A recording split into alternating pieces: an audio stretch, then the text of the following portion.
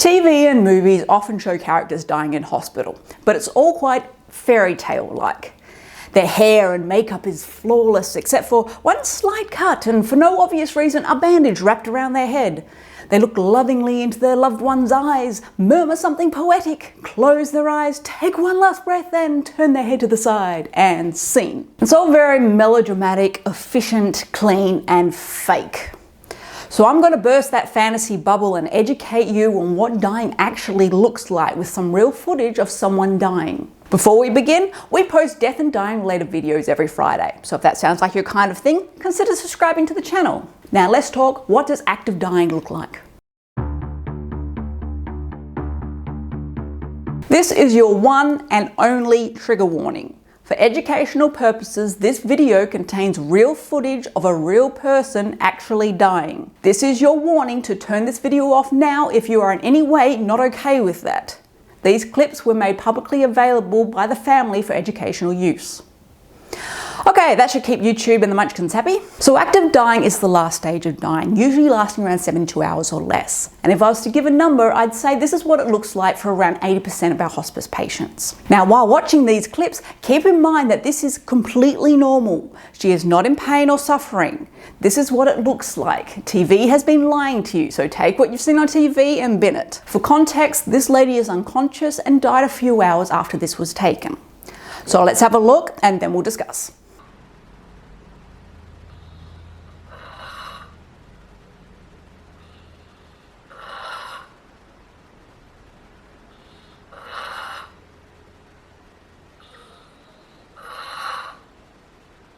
So what you're seeing here is the obvious change in normal breathing, and what you'll hear is referred to in hospice as terminal secretions, more commonly known as the death rattle. That is to say, small amounts of fluids may build up in the airways because the patient is too weak to cough and clear them.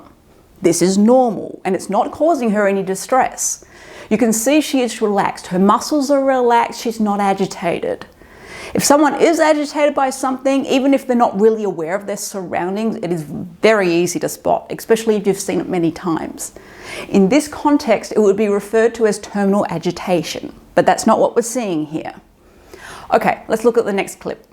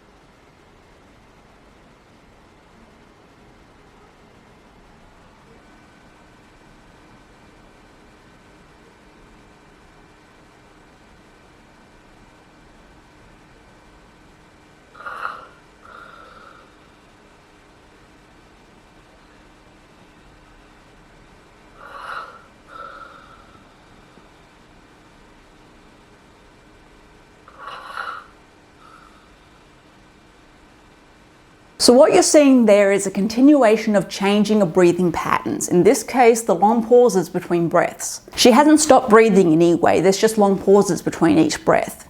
This is very normal and extremely common. The system is slowing down and doing what it needs to do to slow down and stop. Last clip.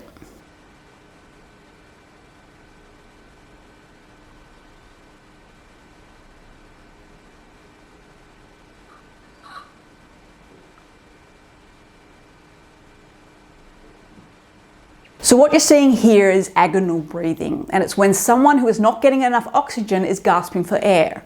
It's not true breathing, and it's not suffocation, though it does sound like it. It's a natural reflex that happens when your brain is not getting the oxygen it needs to survive. Remember, the body is a system. There is a shutdown process that it needs to go through. Think of a car coughing and spluttering when it's about to give out.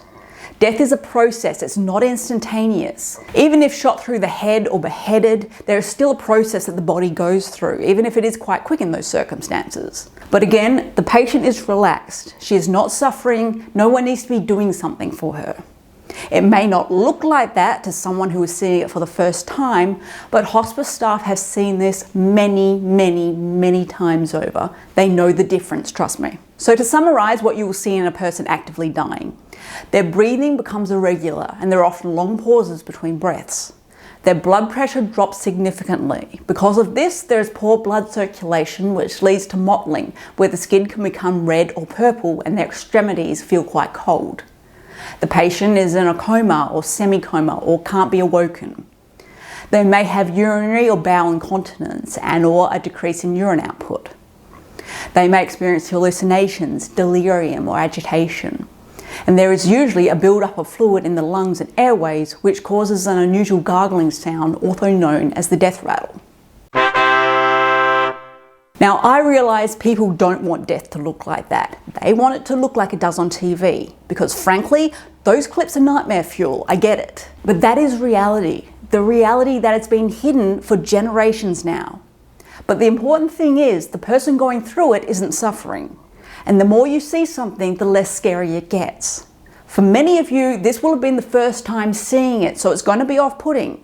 So perhaps save this video and watch it again in a few months, especially if you know someone who is terminal or who is elderly, just to prepare yourself a bit and know what's normal. I was with my grandmother when she was actively dying. She was a frail woman in her 90s, so she looked very similar to the lady in those clips. And had it been my first time seeing it, yeah, it would have been creepy. Looks like those mummies from Italy. If you've got any questions, leave them in the comments. And if you're in a position where you need to know more about active dying or you want to discuss it and become more comfortable with it, you can always book a consultation with us to do that. Follow the link in the description. And with that, go talk death.